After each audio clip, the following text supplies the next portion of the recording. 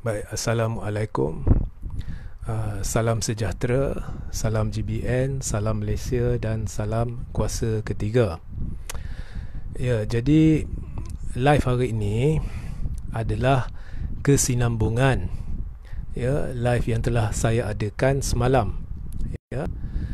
Jadi bagi mereka yang belum menonton live saya semalam, jadi saya sarankan anda berbuat demikian. Di mana saya telah membincangkan secara mendalam apa yang orang kata majoriti Muhyiddin, yang kononnya Muhyiddin dakwa dia ada majoriti 119, dan kenapa walaupun ada majoriti 119 beliau tidak yakin untuk menubuhkan kerajaan. Kononnya sudah kau tim dengan Anwar, sudah kau tim dengan Anthony Locke, Jadi sebenarnya dalam live semalam yang saya tidak akan ulang, sebab live semalam agak terperinci dan agak mendalam. Jadi sukar bagi saya mengulangi setiap aspek setiap kali atas permintaan ramai. Jadi lebih baik anda scroll ke bawah ataupun rujuk video semalam. Tetapi apa pun saya ada menyentuh bahawa sebenarnya Muhyiddin dia takut, sebab kalau kita buat congakan kasar, Pakatan Harapan ada 90 ahli parlimen, kemudian Bersatu ada 31 ahli parlimen. Pada ketika Muhyiddin mendakwa ada majoriti 119. Sekarang Bersatu hanya ada 30 sebab Zuraida dah keluar. Tetapi pada masa Muhyiddin mendakwa ada 119, pada ketika itu Bersatu ada 31 ahli parlimen. Jadi bila kita campur 31 dengan 90, kita dapat berapa? 121. Jadi mengapa Muhyiddin dakwa dia ada 119? Itu saya jelaskan semalam. Jangan saya tak nafi kemungkinan Muhyiddin ada majoriti. Saya tak nafi.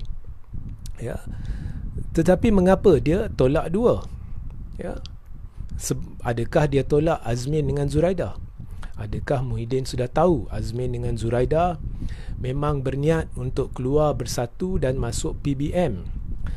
Dan adakah Muhyiddin juga tahu bahawa 8 lagi ahli parlimen yang asalnya dari PKR yang kemudiannya masuk Bersatu akan turut serta Azmin dengan Zuraida untuk menyertai PBM? Jadi adakah Muhyiddin takut jika dia tumbangkan kerajaan Ismail Sabri, kerajaan baru dia akan tumbang tak lama selepas itu, sebab Azmin akan keluar, Zuraida akan keluar, kemudian 8 lagi akan keluar?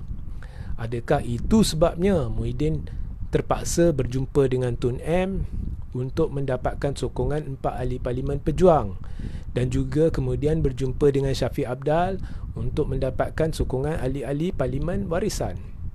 Adakah Muhyiddin ingin pertambahan majoriti menerusi perwakilan warisan dan pejuang menyebabkan Azmin dan Zuraida tidak jadi keluar dari Bersatu? Jadi itu saya dah bincangkan semalam, dan selepas itu ada pelbagai soalan yang ditujukan kepada saya secara peribadi. Dan setelah mengkaji soalan-soalan ini, saya membuat keputusan untuk membuat live ini. Jadi jika anda ada soalan, tunggu sehingga saya beri isyarat dengar dulu. Okey.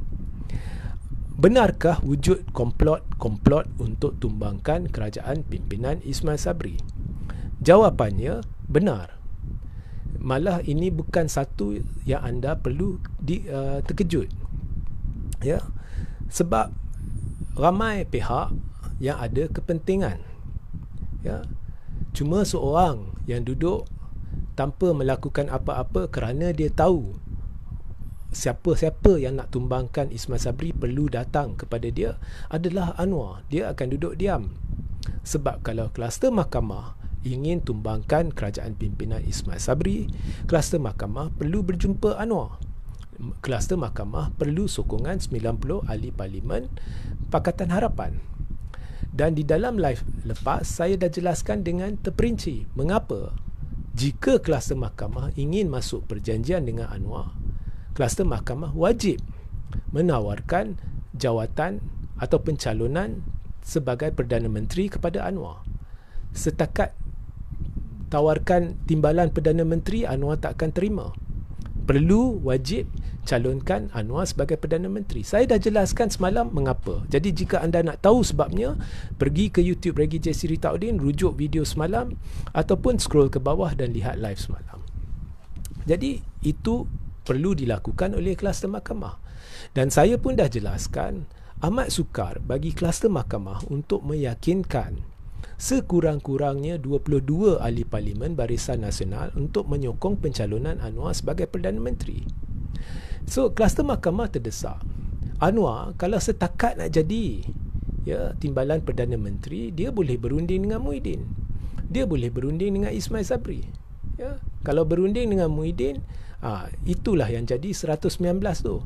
Kalau Muhyiddin setuju untuk bekerjasama dengan Anwar, maka Anwar jadi timbalan Perdana Menteri, Muhyiddin jadi Perdana Menteri. Kemudian Anwar tunggu sahaja sampai Parlimen bubar pada 2023, dan dengan menggunakan jawatannya dalam kerajaan sebagai timbalan Perdana Menteri, dia boleh menggunakan jentera pentadbiran untuk bantu kempen PKR dan DAP. Jadi nak jadi timbalan Perdana Menteri, runding dengan Muhyiddin atau runding dengan Ismail Sabri.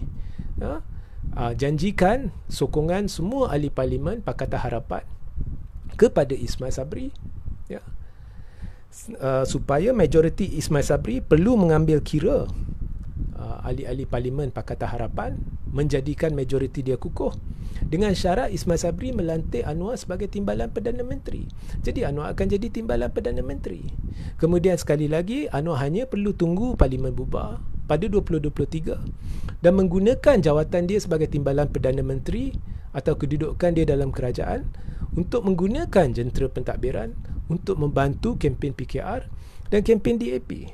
Jadi kluster mahkamah mesti wajib menawarkan jawatan Perdana Menteri kepada Anwar, baru Anwar akan setuju untuk kerjasama dengan kluster mahkamah.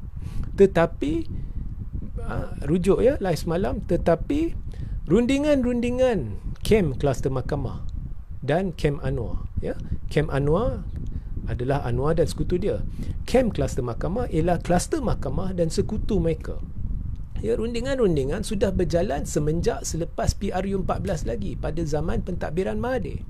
Walaupun Anwar duduk dalam blok kerajaan, tetapi sudah merunding untuk menumbangkan kerajaan pimpinan Tun Mahathir, kerajaan pimpinan gabungan dia sendiri, Pakatan Harapan. Sudah ada rundingan.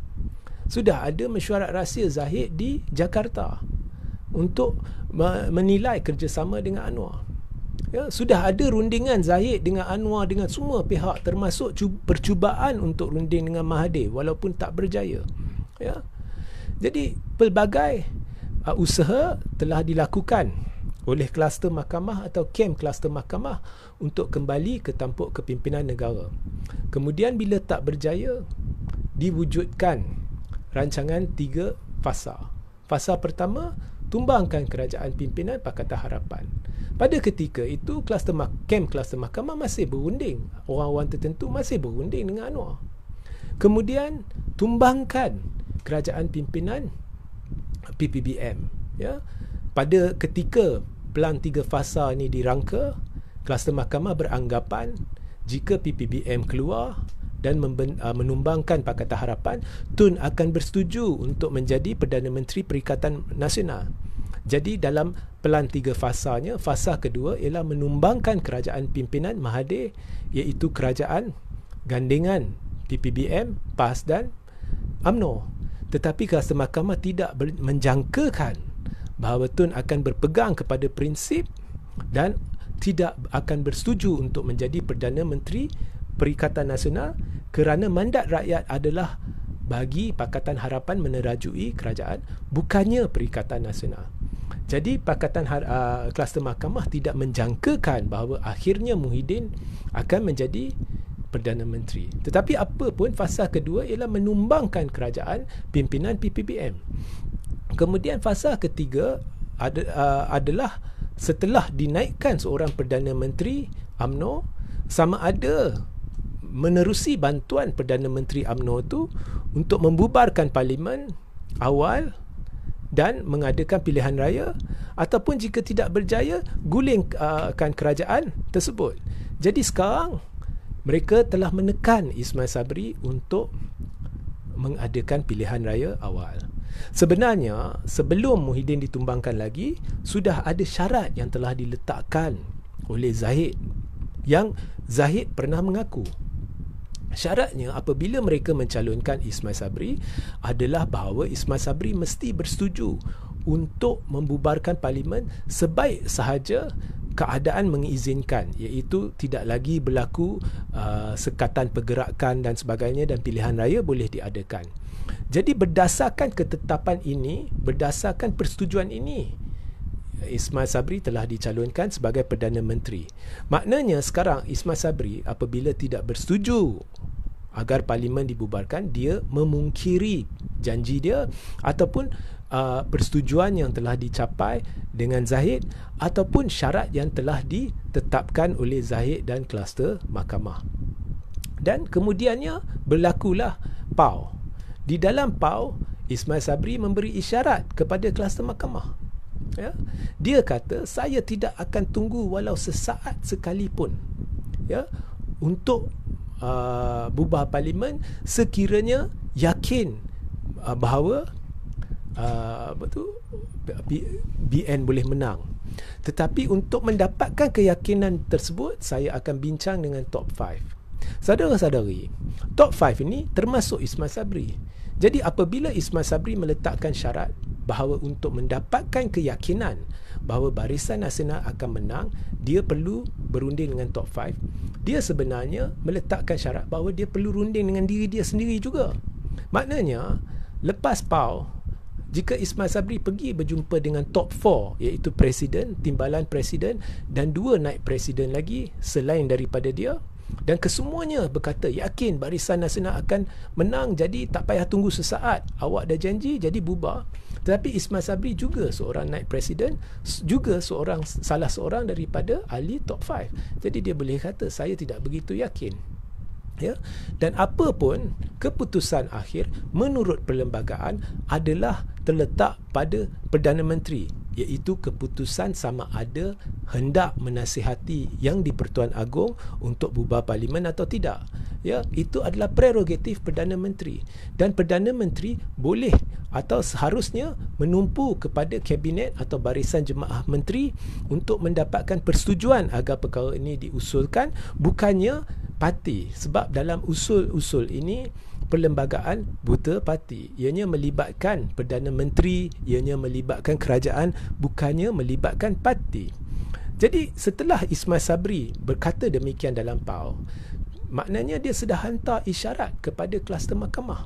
Jadi saya bersetuju untuk bubar parlimen sebelum ya 31 Julai.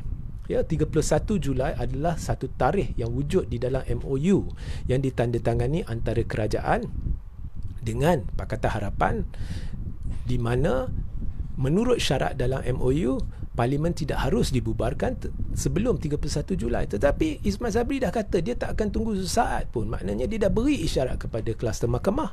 Saya sanggup langgari MOU. Saya boleh bubar sekarang juga. Cuma jadi maknanya dia mengharapkan sesuatu, sebab walaupun dia berkata demikian, kita lihat parlimen tidak dibubarkan. Dia tidak mengusulkan pembubaran parlimen. Jadi dia menunggu sesuatu, iaitu dia perlu lihat masa depan dia. Sebab wujud ketegangan antara kluster mahkamah dengan Ismail Sabri. Saudara-saudari, kalau kluster mahkamah yakin dengan Ismail Sabri dan untuk mencalonkan Ismail Sabri sebagai calon Perdana Menteri jika Barisan Nasional menang PRU 15, sebenarnya kluster mahkamah tidak akan mengusulkan pembubaran parlimen sebab dah yakin kan. Jadi apa-apa yang kluster mahkamah inginkan daripada Ismail Sabri, memandangkan dah yakin, tak payah nak bubar parlimen. Orang kita dah jadi Perdana Menteri pun, buat apa nak bubar kemudian lantik dia kembali sebagai Perdana Menteri. Lebih baik kita bantu kukuhkan kerajaan yang ada sekarang dan kita minta apa-apa yang kita nak minta dari dia. Jadi nyata bila kluster mahkamah ingin parlimen dibubarkan secepat mungkin, mereka tidak yakin dengan Ismail Sabri. Barangkali apa yang mereka nak minta dari Ismail Sabri tidak ingin membantu. Ya. Jadi mereka semestinya tidak berniat mencalonkan Ismail Sabri sebagai calon Perdana Menteri Barisan Nasional pada selepas PRU 15. Ya. So kalau kita fikir secara logik, memang tidak ada niat tersebut. Jadi disebabkan itu, jika Ismail Sabri bubar parlimen atau mengusulkan pembubaran parlimen, masa depan dia akan hancur. Ya, sebab jangan cerita dia tidak akan dicalonkan sebagai Perdana Menteri. Silap-silap dia tidak dicalonkan sebagai ahli parlimen, bagi jawatan ahli parlimen. Jadi oleh kerana masa depan Ismail Sabri tidak menentu, jadi semestinya Ismail Sabri memerlukan satu ketetapan oleh penggubal dasar UMNO, mungkin secara hitam putih, bahawa dia sah akan menjadi calon tunggal Barisan Nasional, supaya hitam putih ini boleh digunakan oleh Ismail Sabri selepas PRU 15 untuk meraih sokongan ahli-ahli parlimen, ya, bagi jawatan Perdana Menteri. Dan anda dengan saya tahu, kluster mahkamah tidak boleh memberi ketetapan secara hitam putih itu. Sebab itu, bila kluster mahkamah mengadakan mesyuarat MKT khas, ya, bila Zahid mengadakan mesyuarat MKT khas selepas PAU, mereka hanya sekadar mencadangkan bahawa Ismail Sabri akan jadi calon Perdana Menteri. Saya dah kata sebelum ini, buat apa cadang? Kalau dah mesyuarat MKT, kalau dah nak pilihan raya, inilah masanya tetapkan siapa yang akan jadi calon. Mengapa cadangkan? Jadi sebenarnya kluster mahkamah sedang menghantar isyarat kepada Ismail Sabri. Lihat, kami dah setuju. Kami sanggup mencalonkan anda sebagai Perdana Menteri. Tetapi anda perlu bubar dulu. Anda perlu usulkan kepada Agong bubar dulu. Bila dah bubar, bila kami dah yakin kau bubar, baru kami akan calonkan. Jadi saya lihat itu sebenarnya isyarat yang dihantar oleh kluster mahkamah. Ya, jadi bubar dulu. Ya, dan untuk memberi petanda kepada Ismail Sabri bila parlimen harus dibubarkan, kluster mesyuarat MKT juga memutuskan bahawa MOU tidak akan disambung selepas 31 Julai. Sekali pandang itu adalah kenyataan pelik. Saya dah cerita sebelum ini. Sekali pandang itu kenyataan pelik. Sebab keputusan nak lanjut MOU ke tidak bukan keputusan UMNO. MOU adalah antara PH dengan kerajaan, bukannya PH dengan UMNO. Jadi kenapa MKT buat kenyataan tu? Adakah MKT tidak tahu bahawa MOU adalah antara PH dengan kerajaan? MKT tahu. Sebenarnya MKT menghantar isyarat secara halus kepada Ismail Sabri bahawa kami nak parlimen dibubarkan selewat-lewatnya 1 Ogos. Macam mana saya tahu? Sebabnya MOU hanya akan terbatal bila parlimen dibubarkan. Ini adalah termaktub di dalam MOU. Maknanya bila kluster mahkamah kata MOU tidak akan dilanjutkan selepas 31 Julai, maknanya kluster mahkamah beri isyarat kepada Ismail Sabri, parlimen wajib bubar selewat-lewatnya 1 Ogos. Dan jika anda bubar parlimen, kami sanggup menamakan anda sebagai calon Perdana Menteri. Jadi apa yang Ismail Sabri buat selepas itu? Ismail Sabri pandai, dia bukannya calang-calang orangnya. Jawapan dia, saya akur dengan keputusan UMNO. Saya akur. Tetapi apa pun kena bincang dengan kabinet. Ya, apa pun kena bincang dengan kabinet. Kerana keputusan akhir bukannya keputusan parti, ianya keputusan kerajaan. Jadi jika kabinet kata okey, boleh usul pembubaran parlimen, saya akan usul. Tetapi di situ Ismail Sabri sudah secara tidak langsung beritahu kepada UMNO, apa pun saya akan buat keputusan akhir. Sebab walaupun kabinet berkata apa sekalipun, keputusan sama ada nak berjumpa dengan Yang di-Pertuan Agong atau tidak adalah prerogatif siapa? Adalah prerogatif Ismail Sabri, Perdana Menteri, bukannya prerogatif UMNO. Jadi di situ saudara-saudari, sudah ada selisih antara UMNO dengan kluster mahkamah dengan Ismail Sabri. Ya, sudah ada perselisihan di antara kluster mahkamah dengan Ismail Sabri. Ya. Masing-masing tidak ingin mengalah. Tetapi akhirnya, selagi kluster mahkamah tidak boleh beri ketetapan kepada Ismail Sabri bahawa dialah yang akan jadi calon Perdana Menteri, selagi itulah Ismail Sabri tidak ada keperluan untuk bubar parlimen. Dan hari ini Ismail Sabri pun sudah keluarkan kenyataan. Sebenarnya kenyataan ini bukan Ismail Sabri keluar hari ini. Sebenarnya ini adalah sesuatu yang dia telah beritahu ketika dia berada di Jepun yang dilaporkan hari ini. Iaitu Ismail Sabri memberi bayangan bahawa PRU tidak akan diadakan awal. Sebab dia beri alasan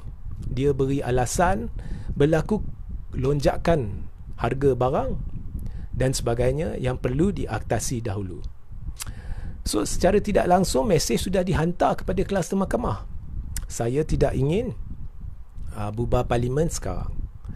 Jadi, walaupun Ismail Sabri beritahu pada PAU bahawa dia tidak akan tunggu sesaat sekalipun, kita lihat dia dah tunggu beribu-ribu saat. Dia dah tunggu beribu-ribu minit, malah banyak jam, dah masuk berapa bulan dah dia sebenarnya sanggup menunggu. Jadi apa yang Ismail Sabri lakukan tidak berpadanan dengan kenyataan dia dalam PAU bahawa dia tidak akan tunggu sesaat sekalipun, dan tidak berpadanan dengan janji ataupun ketetapan Zahid bahawasanya bila sahaja pilihan raya boleh diadakan, Ismail Sabri wajib setuju untuk bubar parlimen. Ya, ini adalah syarat yang telah ditetapkan oleh Zahid pada ketika Ismail Sabri dicalonkan. Jadi nampaknya jelas, ya, biarpun ditekan oleh kluster mahkamah, Ismail Sabri tidak ingin bubar parlimen. Jadi apa yang saya beritahu kepada anda? Dalam keadaan terdesak, kluster mahkamah akan cuba tumbangkan kerajaan pimpinan Ismail Sabri. Jadi sekarang tidak ada jalan lain. Kalau kluster mahkamah tidak boleh beri hitam putih bahawa Ismail Sabri sah menjadi calon tunggal Perdana Menteri Barisan Nasional selepas PRU 15, Ismail Sabri tidak akan bubar parlimen. Jadi disebabkan itu, apa yang kluster mahkamah harus lakukan? Kluster mahkamah tidak boleh lakukan apa-apa sahajalah. Apa yang kluster mahkamah sekarang, satu-satunya perkara yang dia boleh lakukan adalah untuk cuba menggulingkan Ismail Sabri. Sebab kita tahu kluster mahkamah ingin pilihan raya awal. Kita tahu dia tidak ingin mematuhi MOU. Jadi kita tahu dia akan cuba jalan lain. Apakah jalan lain? Cuba gulingkan Ismail Sabri. Dan itulah yang saya difahamkan sedang berlaku, iaitu percubaan mengumpul akuan-akuan bersumpah oleh pihak tertentu dalam UMNO bagi mencalonkan Anwar sebagai Perdana Menteri. Kluster mahkamah tak boleh pergi kepada Muhyiddin. Kluster mahkamah tak boleh pergi kepada Tun. Kluster mahkamah tak boleh pergi mana-mana. Dia kena pergi kepada Anwar. Oleh kerana kluster mahkamah hanya boleh pergi kepada Anwar, semestinya jika saya Anwar, saya akan meletakkan syarat tinggi, iaitu anda perlu sekarang dapatkan bukti bahawa saya boleh jadi Perdana Menteri. Dan jangan sekali-kali sangsi bahawa DAP mungkin bersetuju. Sebab inilah DAP yang membincangkan jajaran politik baru bersama mereka yang terbabit dengan kleptokrasi dari UMNO, dari kluster mahkamah di Perak. Inilah DAP sama yang telah mempertimbangkan kerjasama Pakatan Harapan dengan Barisan Nasional. Ya, jadi jangan terkejut. Esok bila mereka bekerjasama, boleh sahaja DAP kata ini demi rakyat, demi kestabilan politik. Iaitu retorika sama yang telah digunakan ketika mereka menandatangani MOU. Ketika menandatangani MOU juga, mereka telah memasuki perjanjian, persefahaman dengan kerajaan yang ditubuhkan menerusi pintu belakang atas sokongan, atas ehsan sokongan kleptokrat, atas ehsan sokongan kluster mahkamah. Bila ditanya, oh ini demi rakyat, ini demi kestabilan politik. Jadi jangan sangsi. Ya. Apa-apa boleh berlaku. Mereka hanya akan berpandu kepada Anwar. Dan setakat mana yang saya faham dan saya rasa seluruh rakyat Malaysia tahu, Anwar hanya nak jadi Perdana Menteri. Dan dah berkali-kali cuba untuk menggulingkan kerajaan-kerajaan yang ditubuhkan selepas PRU14. Dengan dakwaan-dakwaan kononnya dia ada majoriti yang tidak pernah dibuktikan, kerana dia nak jadi Perdana Menteri. Kerana dia kemaruk kuasa, dia nak jadi Perdana Menteri. Ya? Sampai sanggup memasuki perjanjian dengan kerajaan pintu belakang yang didirikan atas ihsan sokongan kleptokrat, atas ihsan sokongan kluster mahkamah, supaya boleh dapat jawatan bertaraf menteri. Jadi jangan sekali-kali sangsi. Sekarang ni ada percubaan untuk guling kerajaan pimpinan Ismail Sabri oleh Muhyiddin, ya, dari PPBM, dan oleh pihak tertentu dalam UMNO, sebab nak pilihan raya awal. Adakah kerajaan Ismail Sabri akan selamat? Jika ada percubaan guling, satu-satunya cara kerajaan pimpinan Ismail Sabri boleh selamat adalah jika Ismail Sabri memasuki perjanjian baru dengan kluster mahkamah. Ya, jika saya Ismail Sabri, saya tahu sekarang Muhyiddin sudah masuk perjanjian dengan Anwar. Jadi Muhyiddin ada majoriti 119. Ya, saya tidak nafi mungkin dia ada majoriti. Cuma dia tidak yakin untuk bentuk kerajaan kerana si Azmin, si Zuraida dengan 8 lagi MP yang dahulunya dari PKR masuk bersatu. Ya. Jadi kalau saya dah tahu, saya pun akan, kalau saya Ismail Sabri, saya akan masuk perjanjian dengan Anwar. Saya akan panggil Anwar. Anwar, sekarang ni MOU kita ni, apa kata kita pindah atau kita buat perjanjian baru? Kita perkukuhkan lagi MOU ni. Kali ini Pakatan Harapan bukan sekadar akan menjayakan usul kerajaan, usul undang-undang dan sebagainya. Sekarang ni kita kira jumlah MP Pakatan Harapan sebagai sebahagian daripada majoriti kerajaan. Maknanya Pakatan Harapan, semua MP Pakatan Harapan secara langsung menyokong kerajaan. Sebagai ganjaran, saya beri hang jawatan Timbalan Perdana Menteri. Kalau saya Anwar, saya lihat, saya berjanji dengan Muhyiddin, saya boleh jadi Timbalan Perdana Menteri. Saya berjanji dengan Ismail Sabri, saya masih jadi Timbalan Perdana Menteri. Cuma kalau saya berjanji dengan Muhyiddin, ada unsur ketidakpastian. Sebab perlu tumbang kerajaan dahulu, kemudian hantar surat akuan bersumpah kepada Agong, kemudian Agong perlu berjumpa semua MP, dan di dalam perjumpaan itu apa-apa sahaja boleh berlaku. Mungkin akan ada percaturan baru di mana saya ditipu. Mungkin Muhyiddin tidak memungkiri janji kepada saya dan masuk perjanjian baru dengan kluster mahkamah dan sebagainya. Jadi macam-macam boleh terjadi. Tetapi kalau saya masuk perjanjian dengan Ismail Sabri, tak payah tumbang kerajaan, tak payah kumpul akuan bersumpah, tak payah persembah kepada Agong. Cuma masuk perjanjian dengan Ismail Sabri. Cuma setiap ahli parlimen Pakatan Harapan declare sokong Ismail Sabri. Proses dia automatik. Saya akan jadi Timbalan Perdana Menteri. Lebih senang. Jadi kalau saya Ismail Sabri, saya akan cuba sekarang berdamping dengan Anwar. Dan kalau saya Anwar, saya akan memilih memilih untuk berdamping dengan Ismail Sabri berbanding dengan Muhyiddin. Ya. Jadi itulah situasinya sekarang. Dan saya jangka Ismail Sabri akan terbuka untuk membuat perjanjian baru dengan Anwar Ibrahim sekiranya tidak ada respons selepas ini dari kluster mahkamah untuk memberi hitam putih sebagai satu ketetapan, ya, yang diumumkan kepada semua bahawa Ismail Sabri sah calon tunggal Perdana Menteri Barisan Nasional selepas PRU 15. Ini yang saya jangka dan inilah yang paling logik. So, kesimpulannya, ya, ada usaha gulingkan kerajaan pimpinan Ismail Sabri. Tetapi adakah kerajaan Ismail Sabri akan berjaya digulingkan? Saya rasa sukar.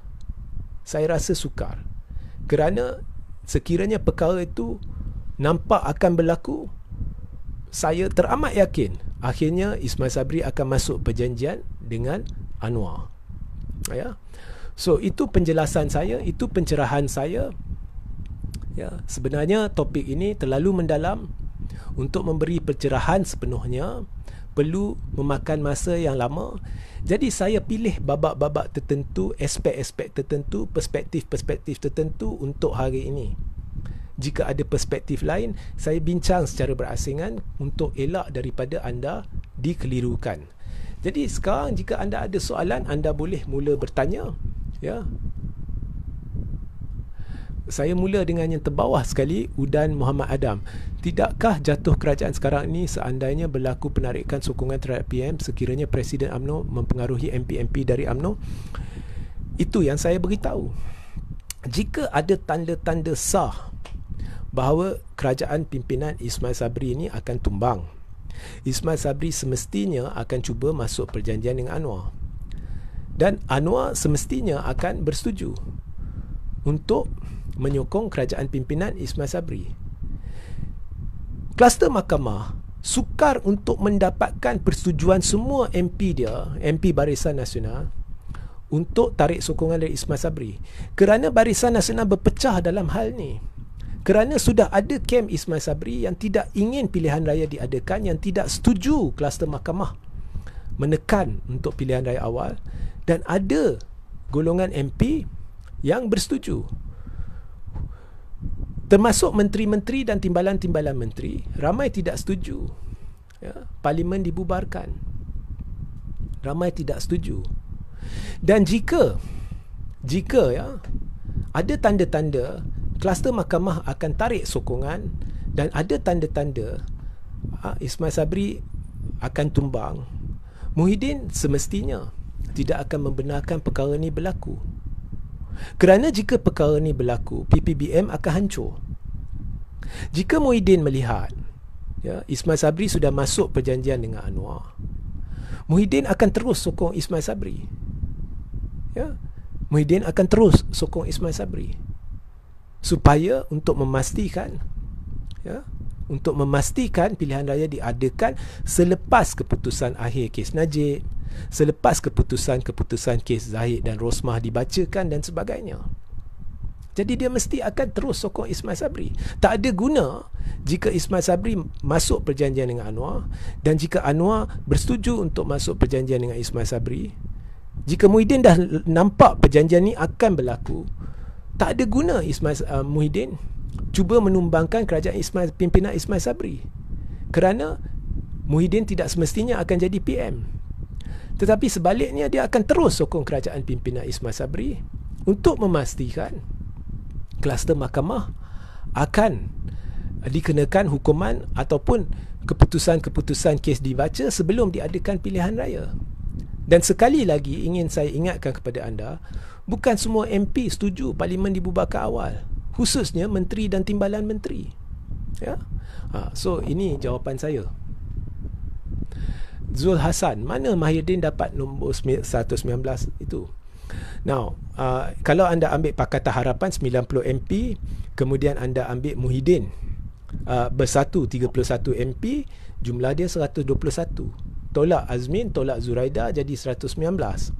Saya ada baca Anthony Locke berkata, menafikan benda ni, mempertikaikan benda ni. Jadi pertikaian ni saya tak percaya sangat lah. Tetapi saya tak percaya, itu peribadi saya lah. Sebab DAP banyak pernah buat kenyataan, penafian, tetapi dalam senyap hari ini serang kluster mahkamah, kleptokrat, kami tolak kleptokrat, no to kluster mahkamah dan sebagainya. Tetapi dalam senyap pernah berbincang, mempertimbangkan kerjasama dengan UMNO, dengan kleptokrat, ya, berunding dengan pihak-pihak yang dikaitkan dengan kluster mahkamah, ya. So saya tidak percaya. Saya tidak percaya penafian-penafian. Dan lumrah politik sekarang ni banyak penafian yang akhirnya menjadi kebenaran, ya. Okey. Abdul Rauf Jaafar, boleh tuan perjelaskan sebab apa kluster mahkamah beria-ia untuk mengadakan PRU awal? Adakah ianya berkena-mengena dengan kes-kes mahkamah? Jadi pada pertimbangan saya, pada pembacaan saya, ya, peribadi saya, ya, ianya berkaitan dengan kes-kes mahkamah. Ya.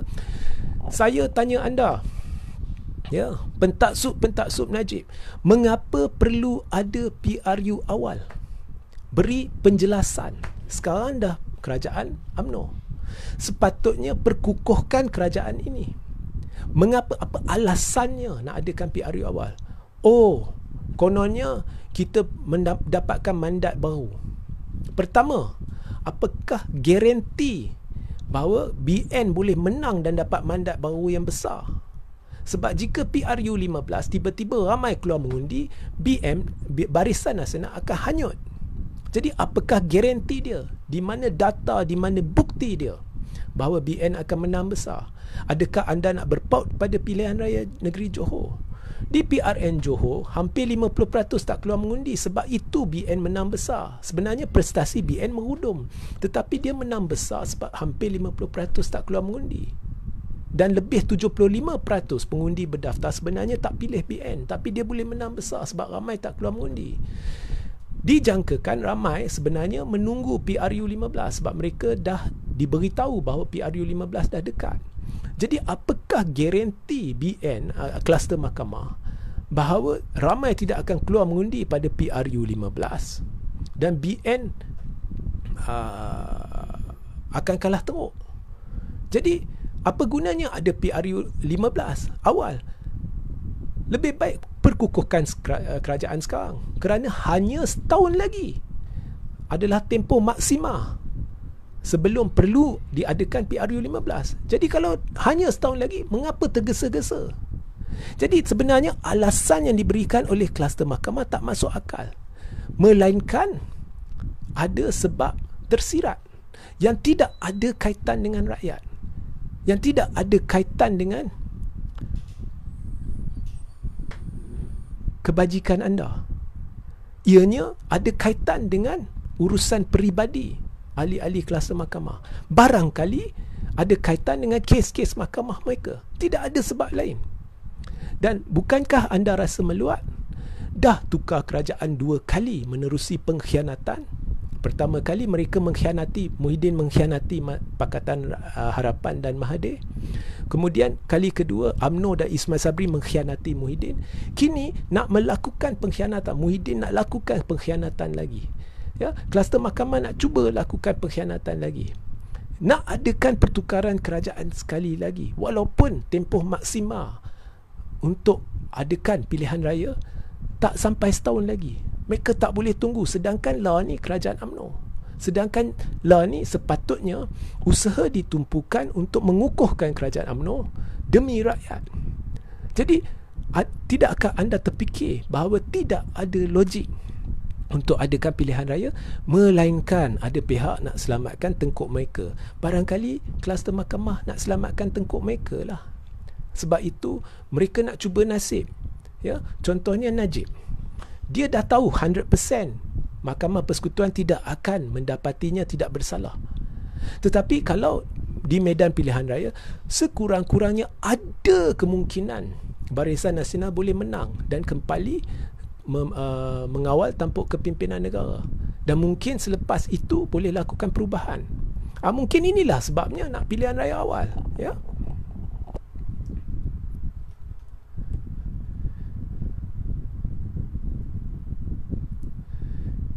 Apa pun, saya rasa yang di-Pertuan Agong perlu mendahului dalam isu ni dan segera mengisytiharkan darurat politik menggunakan kuasa berperlembagaan yang ada pada tuanku tanpa perlu nasihat Perdana Menteri, dan segera melantik majlis yang sesuai, sama ada Magiran, Majlis Pemulihan Negara versi Tun Dr. Mahathir ataupun The Rakyat's Council untuk mentadbir urus negara.